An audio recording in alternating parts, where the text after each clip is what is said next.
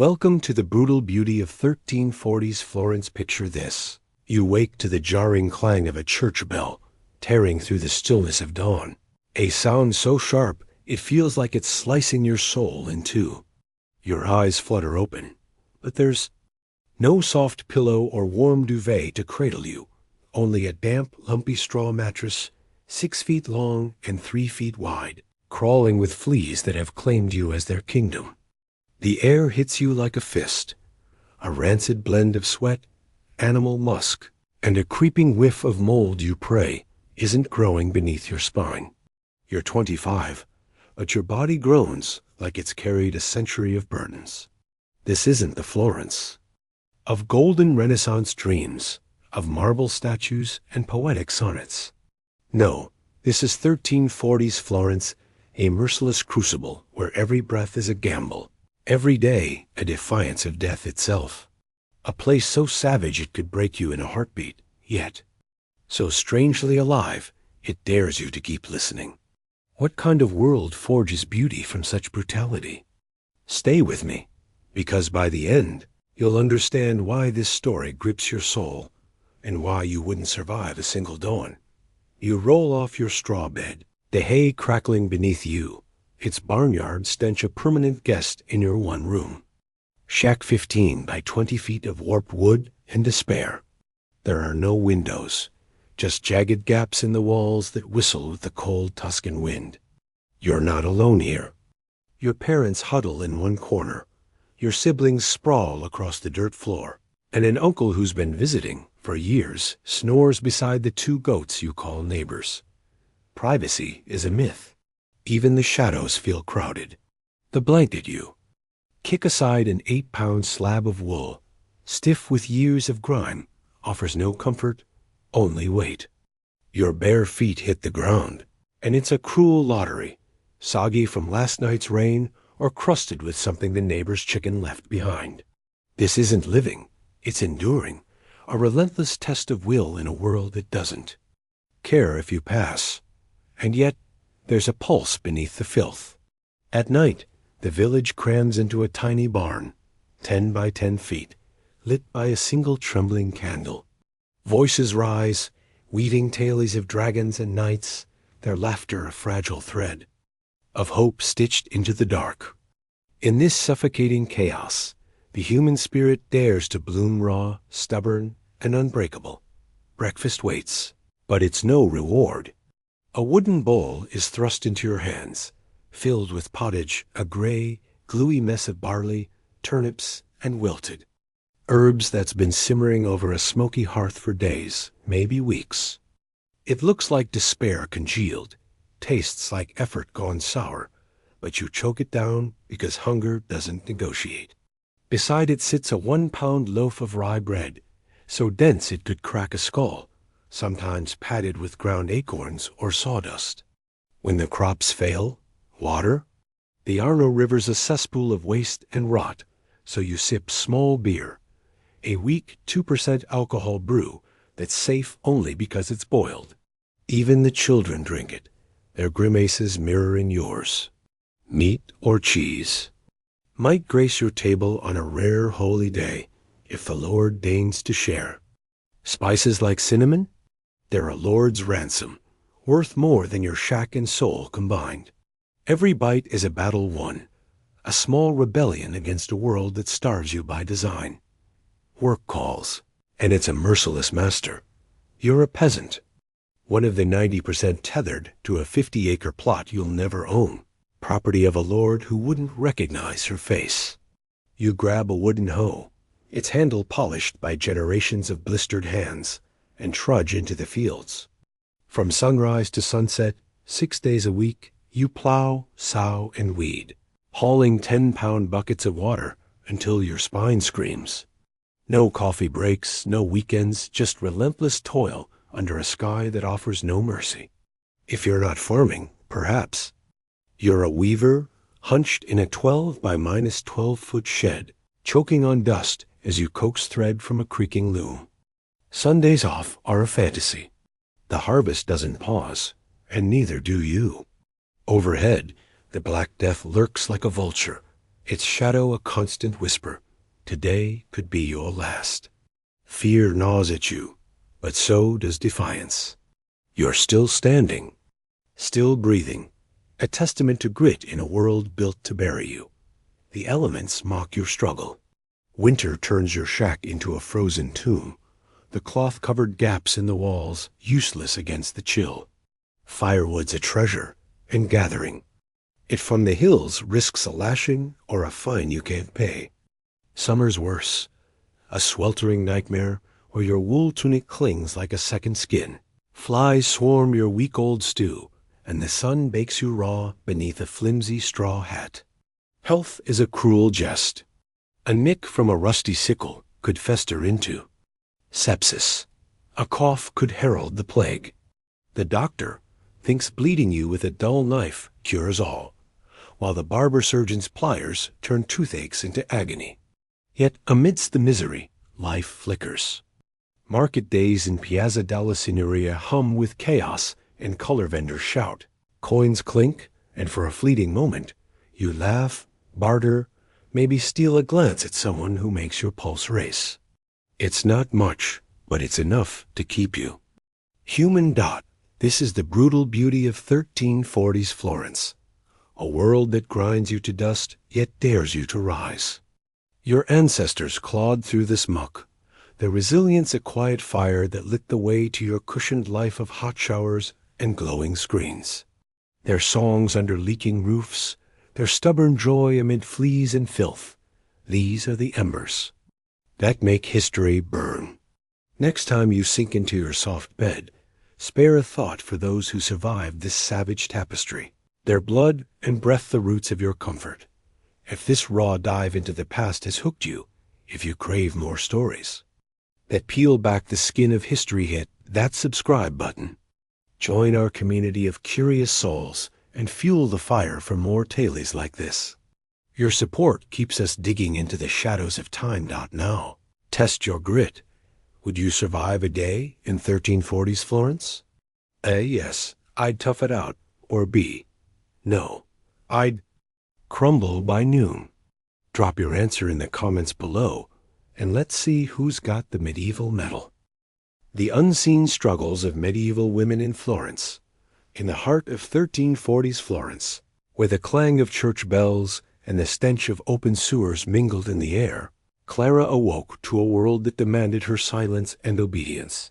At 22, she was already a veteran of life's relentless grind, her days a blur of labor and loss. Her story is not just one of survival, but of a quiet rebellion that burned beneath the surface. A testament to the unseen struggles of women in a time when their voices were drowned by the clamor of a male-dominated society. Clara's mornings began in the dim light of her family's one-room shack, a cramped 15 by minus 20-foot space where the boundaries between human and animal blurred. The straw mattress beneath her was a battlefield of discomfort, its lumpy surface a constant reminder of the night's restless sleep. As she rose, the weight of her responsibilities settled on her shoulders like a heavy cloak. The hearth awaited. Her touch, its cold ashes a silent plea for warmth, in a home that offered little respite from the chill of the Tuscan dawn. Her hands, calloused and scarred from years of toil, moved with practiced efficiency as she stoked the fire. The crackle of flames was a small victory, a flicker of control in a life dictated by the whims of others. The pottage she prepared was a testament to her resourcefulness, a meager stew of barley and turnips that would sustain her family through another grueling day. Yet as she stirred the pot, her mind wandered to dreams unspoken, to a world where her worth was not measured by the airs she bore or the meals she cooked. Betrothed at 13 and married by 15, Clara had navigated the treacherous waters of womanhood with a resilience that belied her years. The loss of her first child to fever was a wound that never fully healed, a scar etched into her heart. Each subsequent pregnancy was a gamble, a dance with death in a world devoid of medical comforts.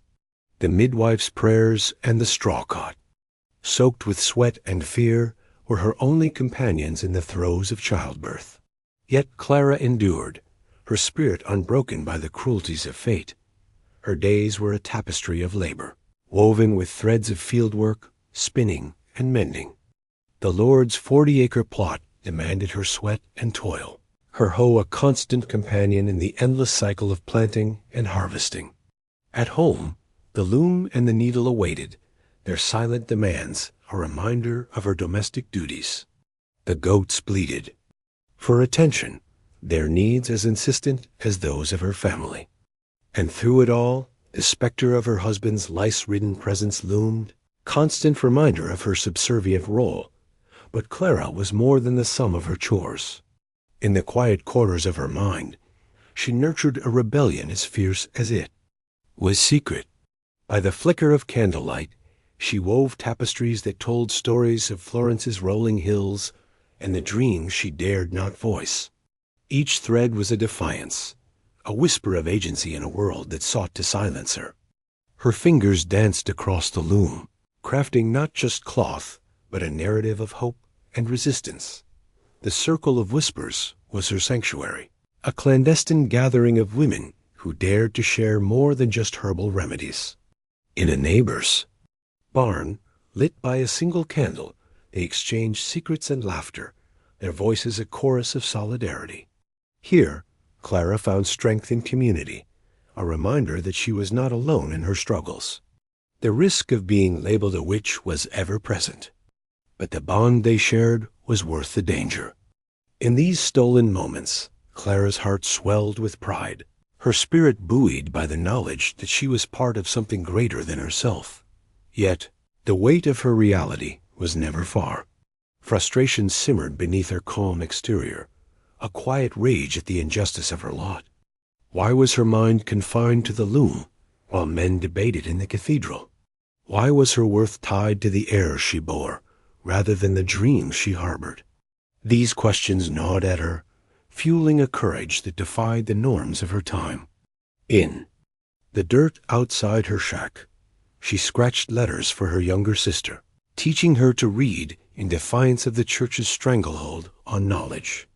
Each lesson was a small act of rebellion, a step toward a future where women might claim their rightful place.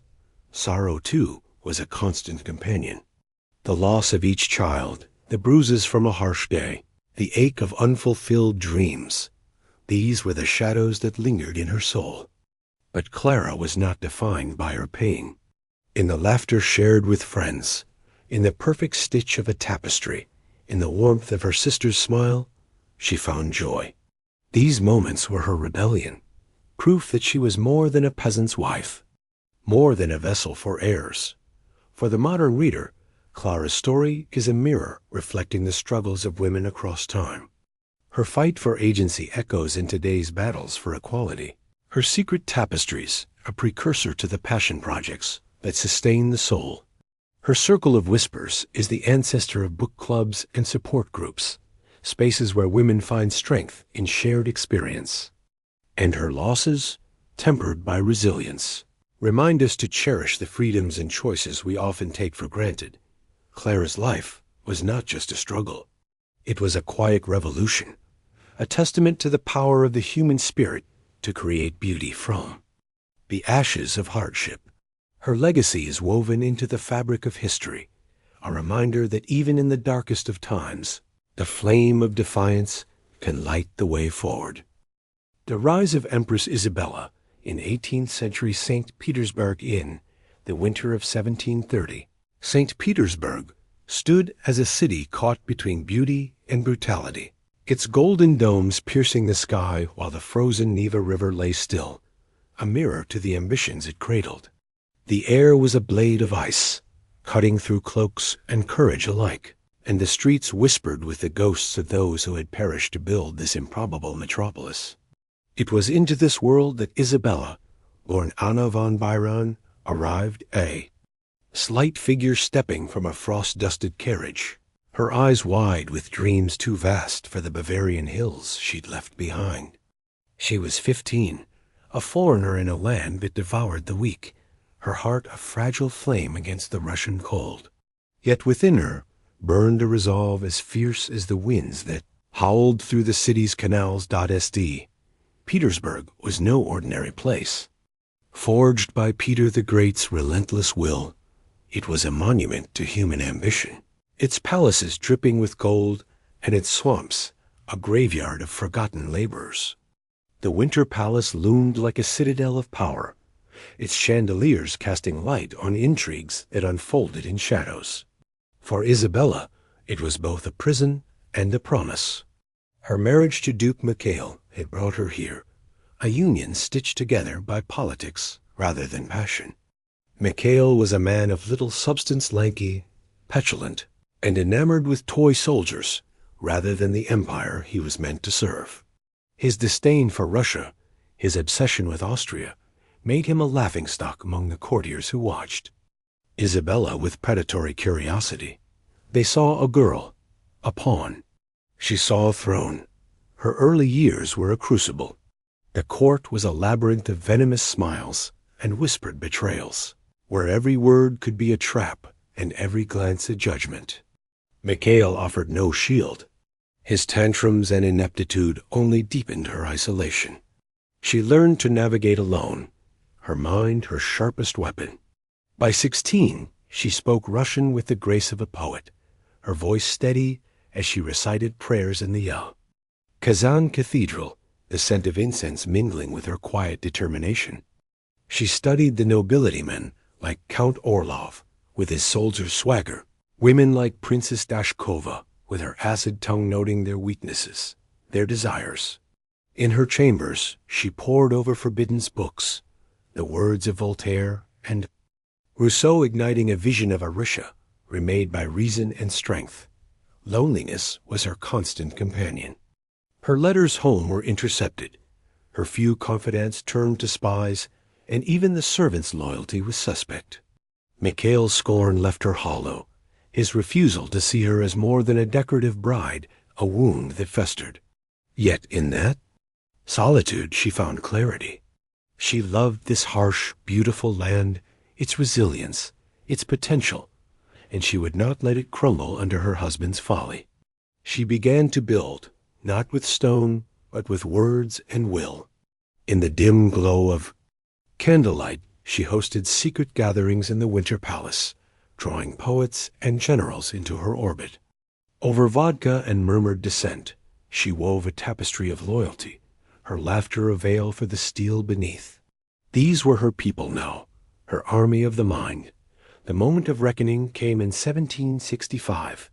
Empress Elizabeth, the formidable ruler who had summoned Isabella to this fate, was dead, and Mikhail ascended the throne. His reign was a calamity, a 6-month storm of blunders that turned the court against him. He mocked the church, alienated the army with his Austrian fancies, and treated the nobility like playthings. The empire teetered, and Isabella, now 35, saw the fracture lines widen. She had waited, watched, and prepared.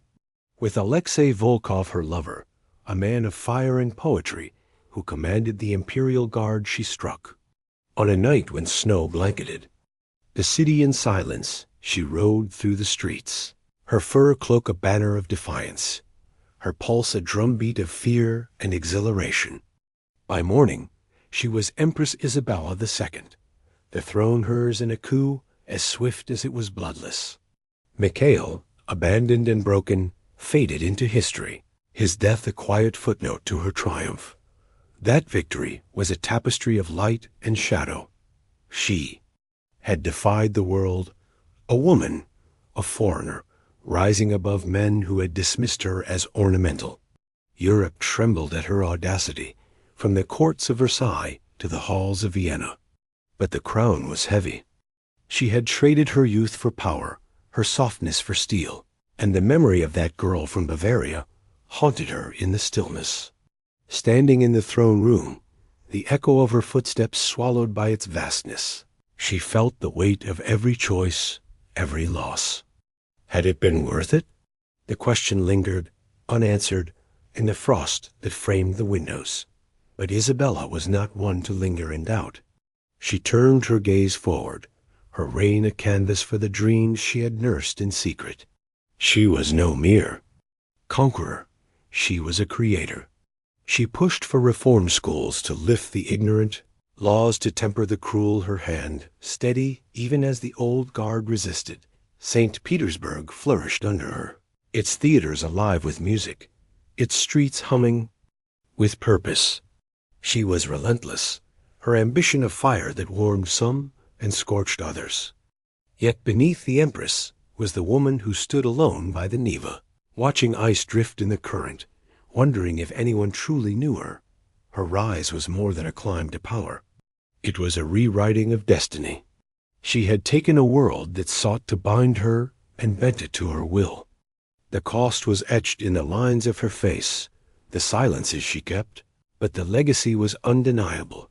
St. Petersburg bore her mark, a city of beauty and strength, a mirror to the Empress who had claimed it.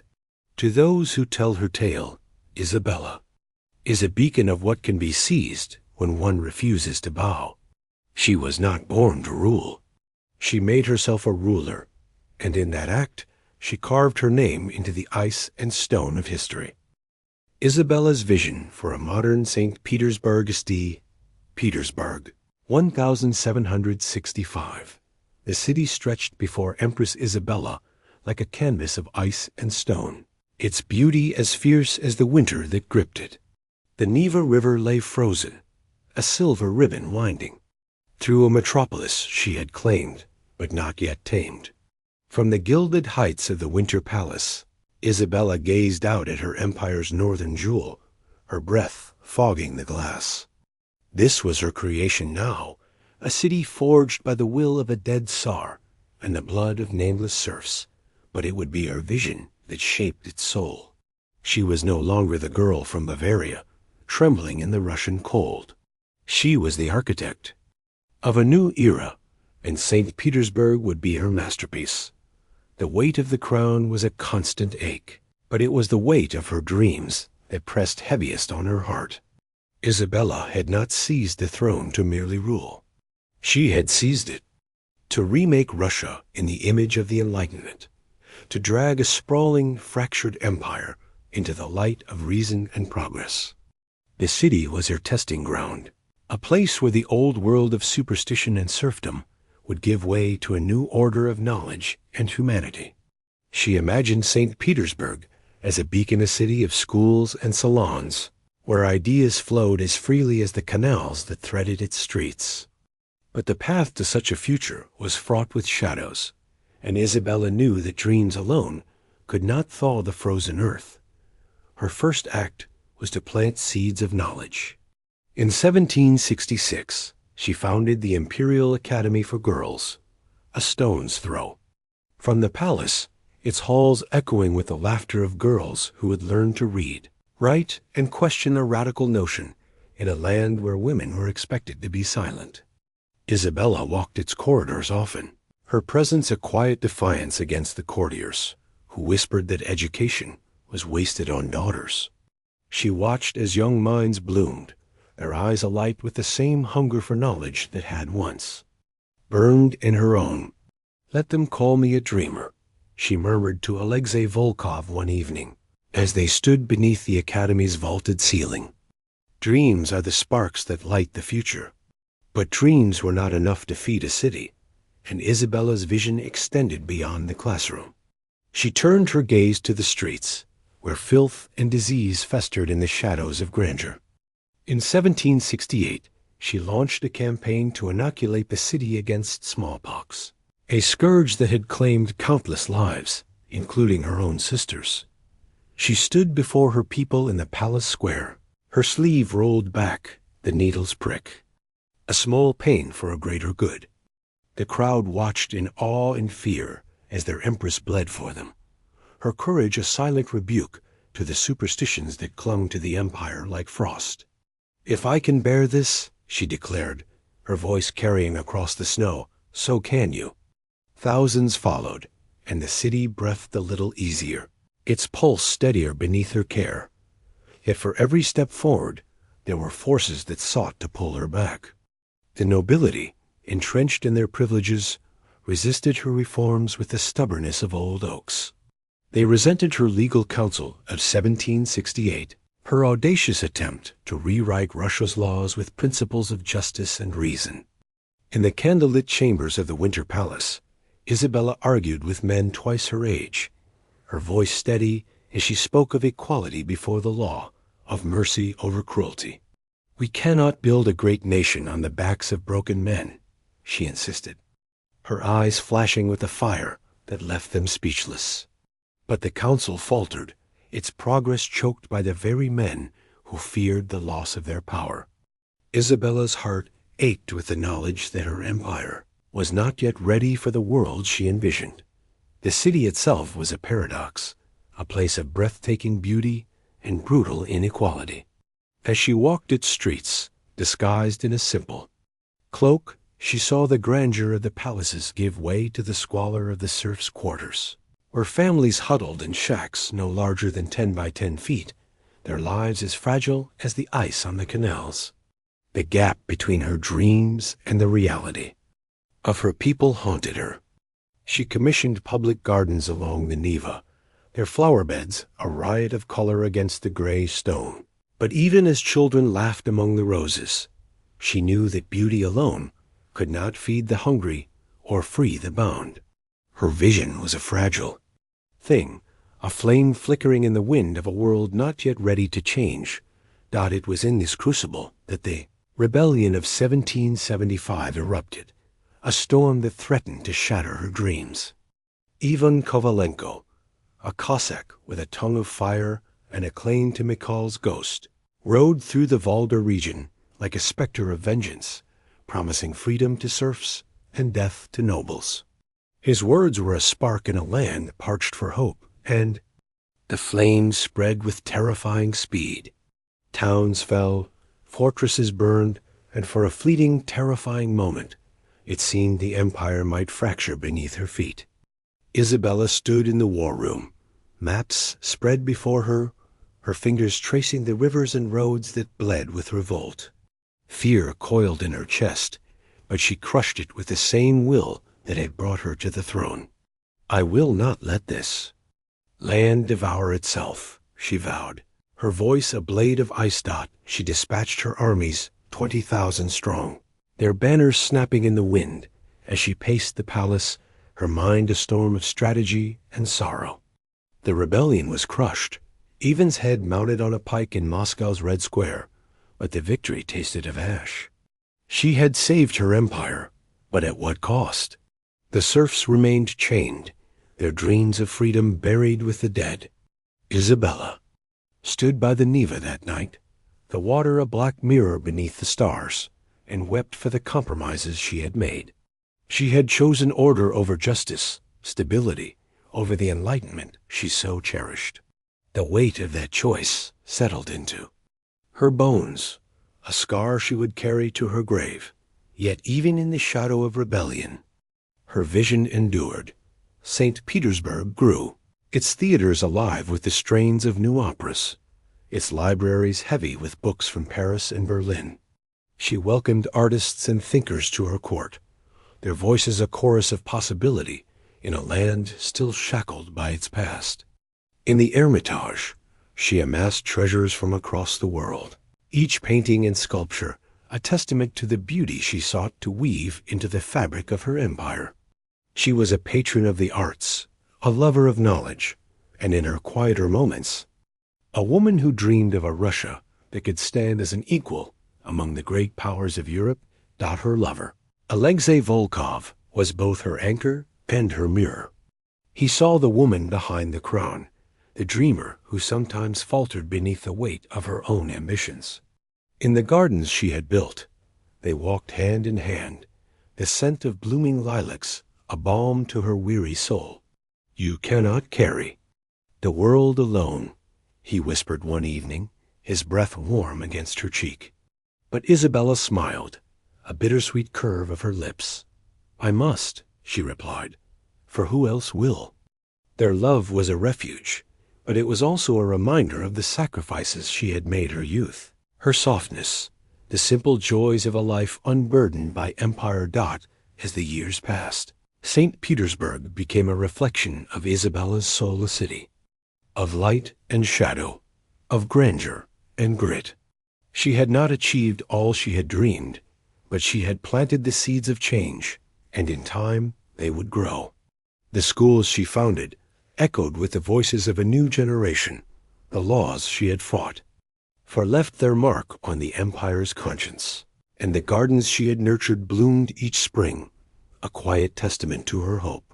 She was not perfect, her compromises were many, her failures etched in the faces of those she could not save, but she was relentless.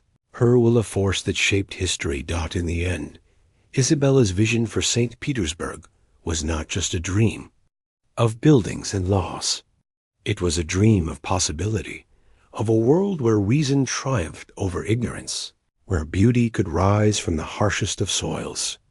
She had taken a city born of mud and blood and turned it into a symbol of what humanity could achieve when guided by courage and intellect.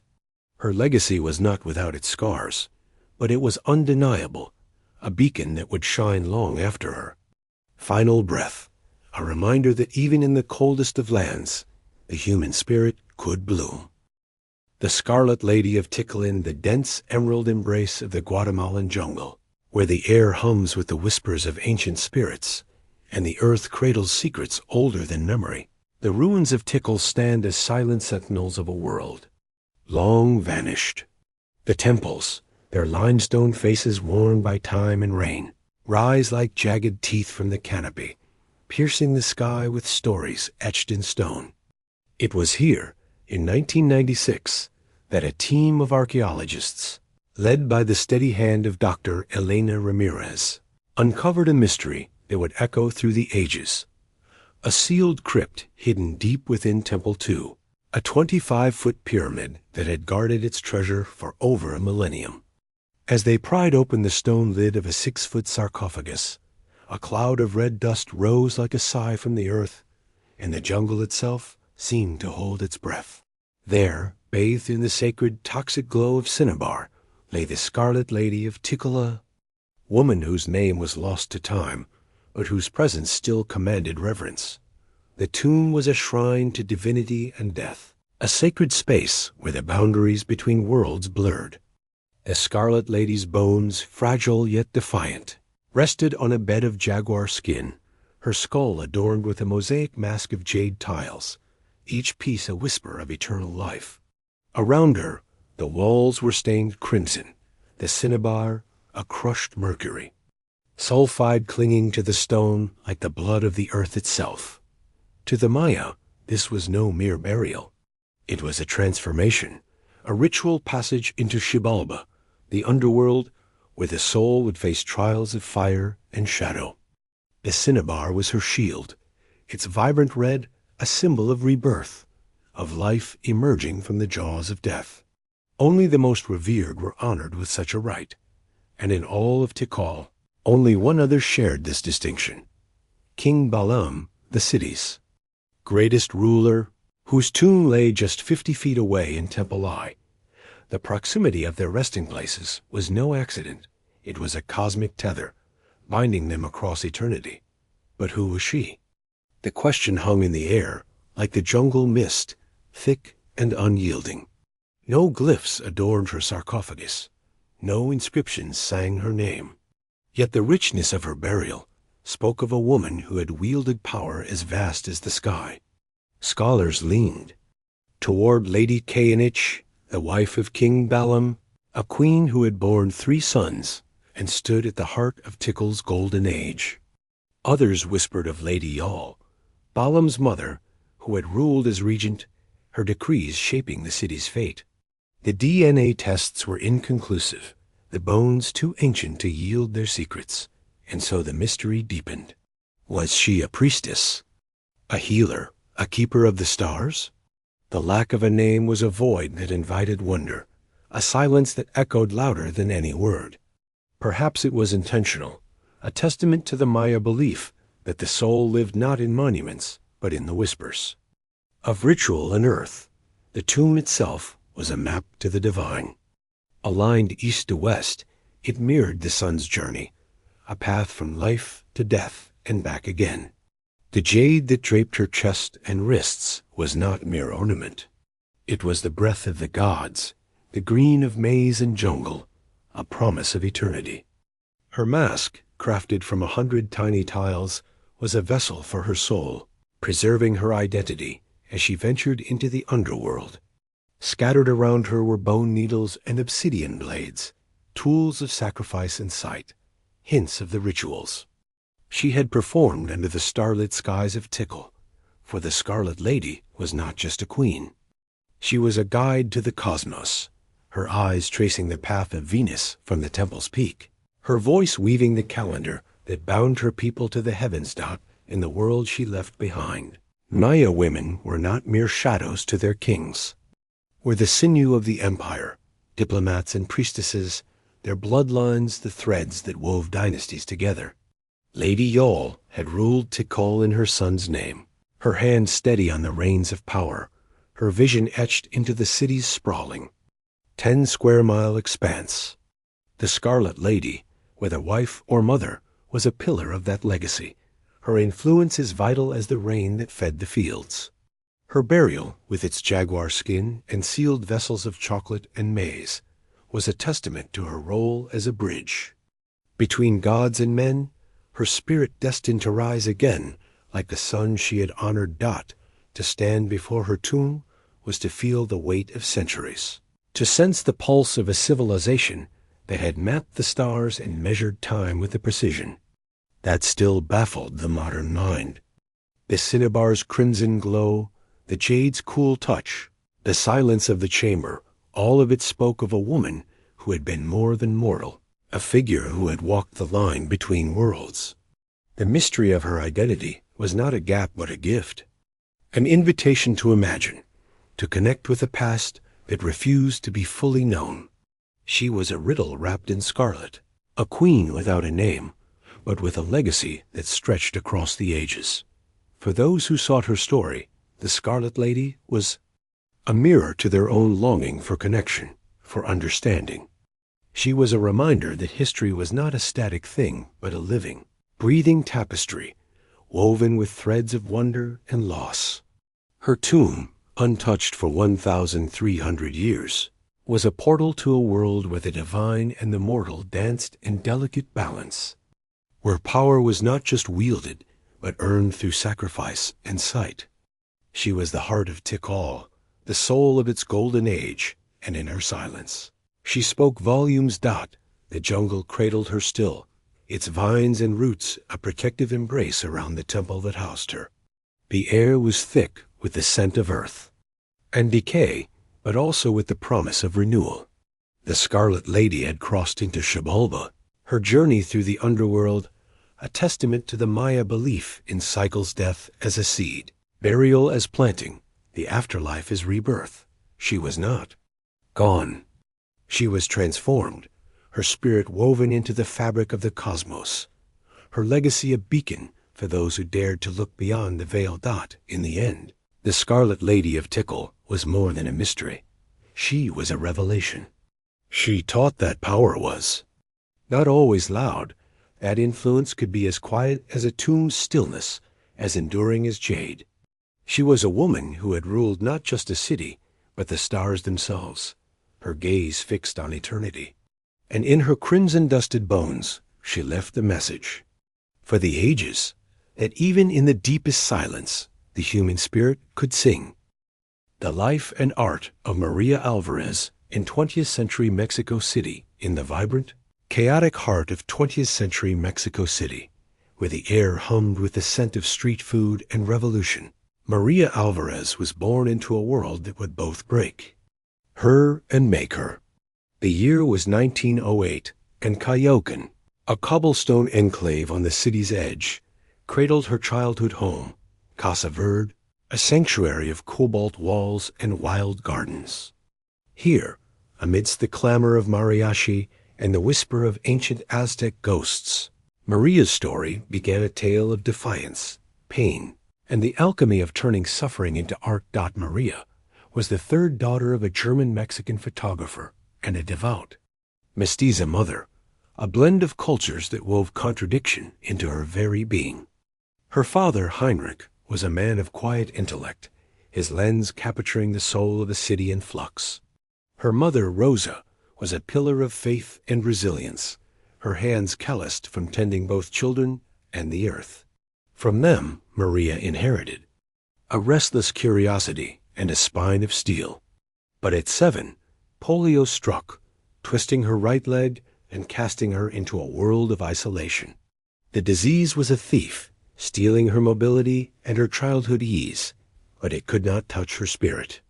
Confined to her bed for months, she found solace in books and sketches, her fingers tracing the outlines of insects and flowers in the margins of her father's old journals. Her parents, though strained by worry, nurtured her mind Heinrich, with his camera teaching her to see the world through a different lens. Rosa with stories of saints and revolutionaries, instilling in her a belief that pain could be a forge for strength. The accident came like a thunderclap in 1926.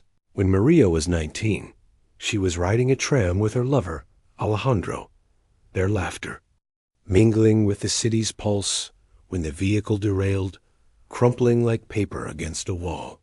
The impact was merciless. A steel rod pierced her abdomen, her spine fractured in 3 places, her leg shattered. She was a mosaic of broken bones and golden dust.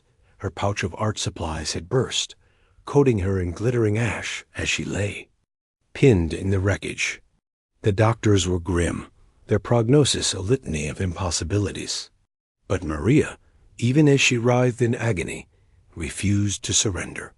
She spent months in a body cast, her world reduced to the ceiling of her room in Casa Verde. Her only companions the mirror her mother hung above her bed and the easel rigged to her side. It was here, in the crucible of stillness, that she began to paint, not out of boredom, but out of necessity. "I paint myself because I am all I have," she would later say, her voice a blade of truth. Her self-portraits were not vanity. They were survival, each brushstroke a defiance of the body that had betrayed her. Her art was a language of wounds and wonder, a blend of Mexican folk traditions and the raw surrealism of her inner world. She painted on tin and canvas, her work small but seismic images of her fractured form, her heart exposed, her gaze unflinching. In the shattered spine, she depicted herself suspended in a barren landscape, her torso split open, a column of thorns in place of her vertebrae. Yet her face was serene, her eyes daring the viewer to look away. She was not a victim. She was a warrior, her pain transmuted into something sacred. Her studio in Casa Verde became a refuge, its walls alive, with color and chaos parrots squawked from their perches, and the scent of copal incense mingled with the tongue of oil paint. Here she was free, her mind unbound by the corsets and casts that bound her body. In 1930, at 22, Maria met Carlos Mendoza, a muralist whose fame cast a long shadow over Mexico's art scene. He was 20 years her senior, a giant in both stature and ego, his frescoes a bold declaration of revolution and identity. Their meeting was electric. Maria, fierce and unapologetic, presented her work to him with a challenge. "Tell me if I have talent, or if I should give up." Carlos, struck by her raw honesty, replied, "You have talent, and not just a little." Their marriage was a tempest, a union of fire and water. Carlos was unfaithful, his betrayals cutting deep, yet Maria refused to be diminished. She took lovers of her own, men and women, her bisexuality a quiet rebellion against a society that demanded conformity.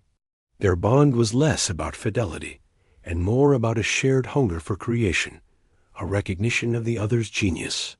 Even after their divorce in 1940 and remarriage in 1941, Maria maintained her autonomy, her home, her name. She was not his muse. She was his equal, her art a counterpoint to his sprawling visions. Maria's work was inseparable from her politics. A committed communist, she wore Tijuana dresses as a nod to her indigenous roots, her hair braided with flowers and defiance. In 1937, she and Carlos sheltered Elena Trotsky, the exiled revolutionary, in Casa Verde, their conversations shaping Maria's art. Her painting Hospital of Loss was a raw elegy for her miscarriage, her body a landscape of grief amid the smog of Mexico City. In 1940, her work stunned Paris, where artists like Matisse marveled at her unflinching gaze. "I don't paint dreams," she insisted. "I paint my truth." Her truth was a kaleidoscope of pain and beauty, of skeletons and hummingbirds, of thorns and corn. She was Mexico itself, vibrant, wounded, unyielding. The years wore on her body like a relentless tide. By her 40s, she had endured over 30 surgeries, her spine a patchwork of steel and scar tissue. She painted from her bed, her torso bound in corsets, her fingers clenched around the brush as if it were a lifeline. In 1954, too weak to walk, she attended her first solo exhibition by ambulance. Lying on a stretcher in the gallery, her laughter ringing out like a battle cry. Her final work, Viva Mi Vida, was a riot of color mangoes and skulls, a celebration of life in the face of death. She died in 1955 at 47, in the embrace of Casa Verde, her spirit as fierce as the day she first picked up a brush. Maria Alvarez was more than an artist.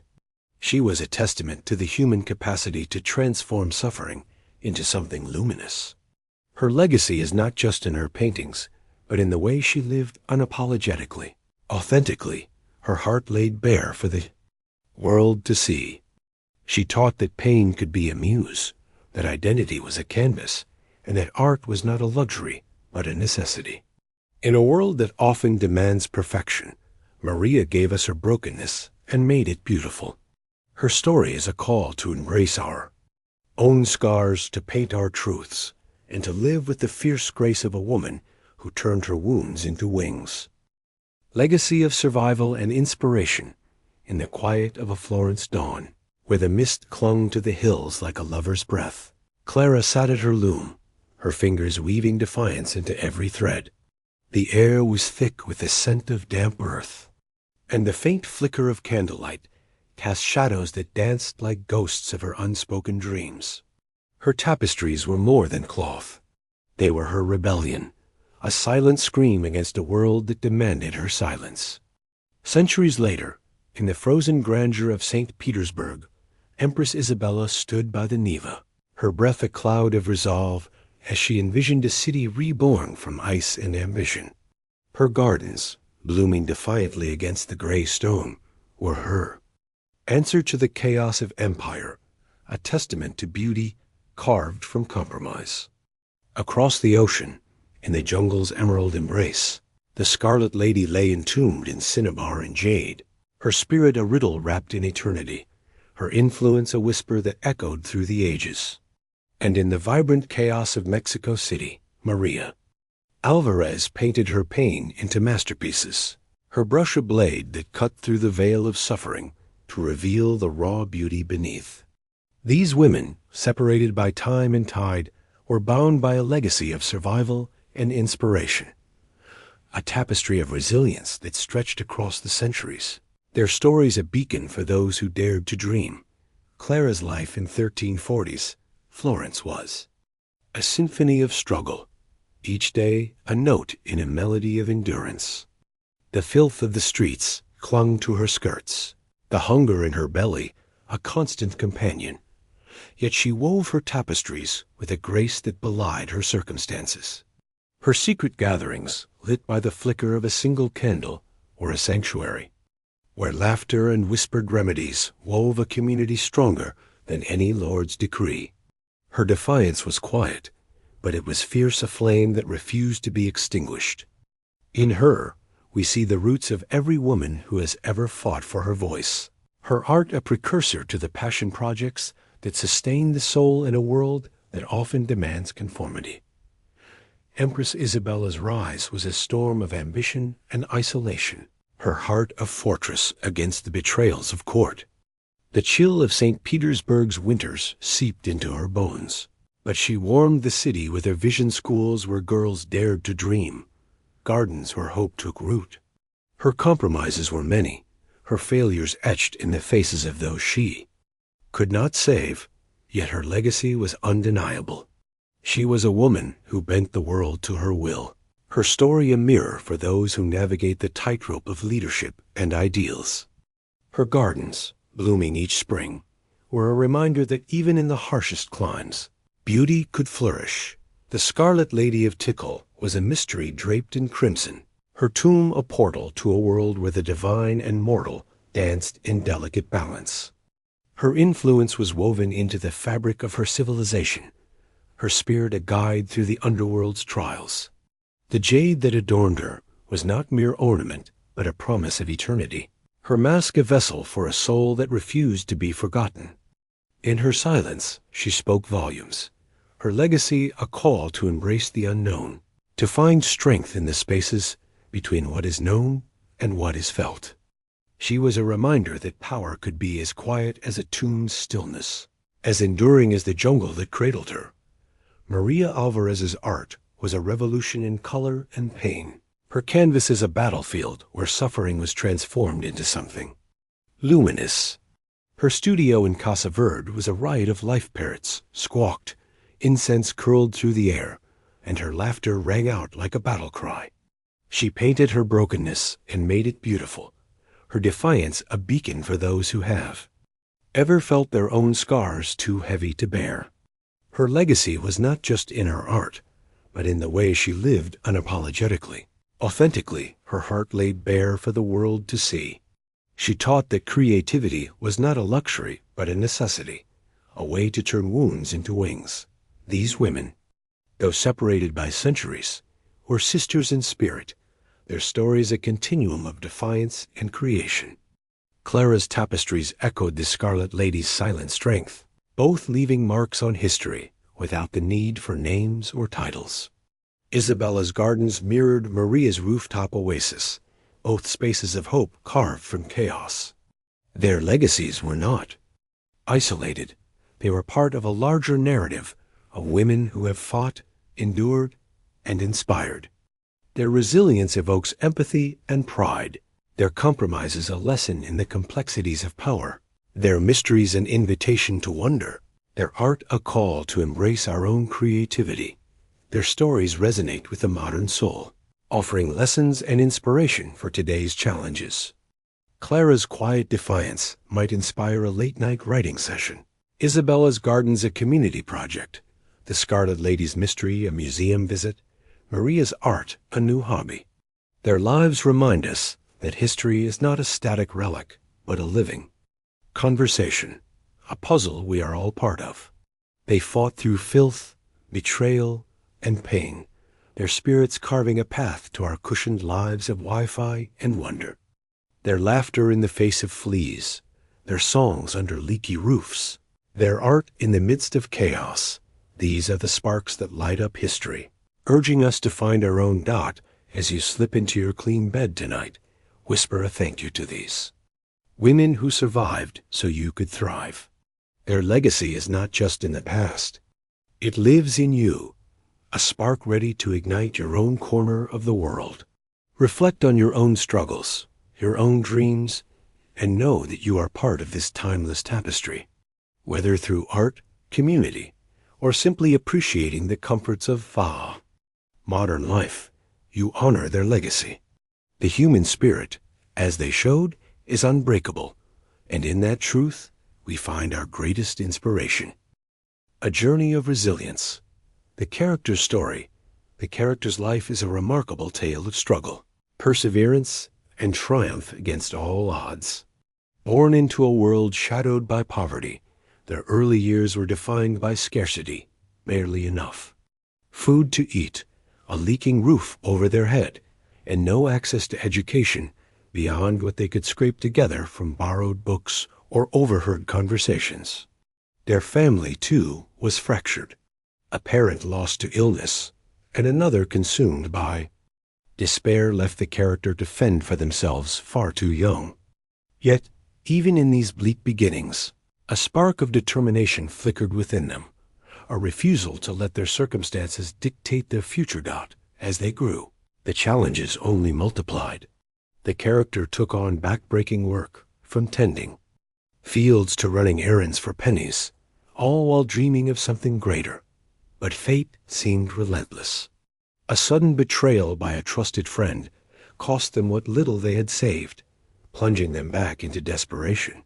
Then came the physical trials, a debilitating illness that drained their strength and threatened to extinguish their hope. Doctors were a luxury they couldn't afford, so they relied on sheer will and makeshift remedies to survive. Each setback felt like a hammer blow, yet they refused to break. What sets this character apart is their unwavering resolve. Slowly, they rebuilt. They taught themselves skills, reading by candlelight, learning trades through observation, and bartering for knowledge wherever they could find it. Their persistence began to pay off. A small opportunity, a job, a kind stranger's mentorship opened a door, and they seized it with both hands. Over years of toil, they turned that sliver of chance into a foundation, rising from nothing to a position of stability, then influence. They didn't just survive. They thrived, eventually using their success to uplift others who faced the same struggles they once did. The journey wasn't linear. There were moments of doubt, nights spent wondering if the fight was worth it. Betrayal struck again when a business partner siphoned away profits, and illness returned to test their endurance. But each time, the character adapted. They learned to trust cautiously, to plan meticulously, and to find strength in their scars. Their achievements, financial security, a community of support, a legacy of resilience, weren't handed to them. They were forged through grit, ingenuity, and an unyielding belief that giving up was never an option. This story spans decades, a tapestry woven with threads of hardship and hope. From a child shivering in a shack to a figure of inspiration, the character's life is a testament to the human spirit's capacity to endure and overcome. They didn't possess extraordinary talent or luck.